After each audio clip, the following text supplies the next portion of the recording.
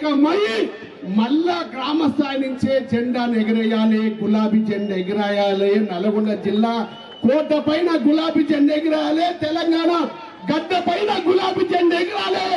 ఆ ఎగరాలంటే మనం అందరం కూడా గ్రామాలలో క్రమశిక్షణగా ముందుకు పోవాలి.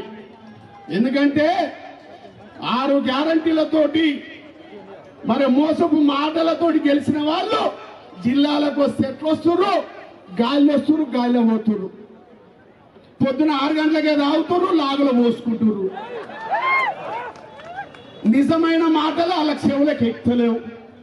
నల్గొండ అభివృద్ధి అయింది, అన్ని జిల్లాల అభివృద్ధి అయినాయి, గ్రామాల అభివృద్ధి అయినాయి అంటే ఏడైనాయి అంటారు. ఎందుకంటే తాగుబోతులకు ఏం తెలుస్తుంది? ఈ విధమైనటువంటి దుర్మార్గమైనటువంటి పరిస్థితి ఇలా కాంగ్రెస్ వాళ్ళు ఉన్నారు. వాళ్ళకు కూడా అర్థమైపోయింది. ఇక ఈ తెలంగాణలో మళ్ళా కేసీఆరే రావాలని చూస్తున్నారు ప్రజలందరూ కూడా. కేసీఆరే రావాలి, కేసీఆర్ తోటే మళ్ళా గ్రామాలన్నీ కూడా బాగుపడతాయి, ప్రజలందరూ కూడా బాగుపడతారు అనే ఆలోచనతో తెలంగాణ ప్రజలందరూ కూడా 6 నెలలకే మార్పు తెచ్చుకున్నారు.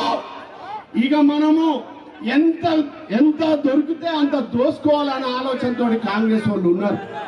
కాబట్టి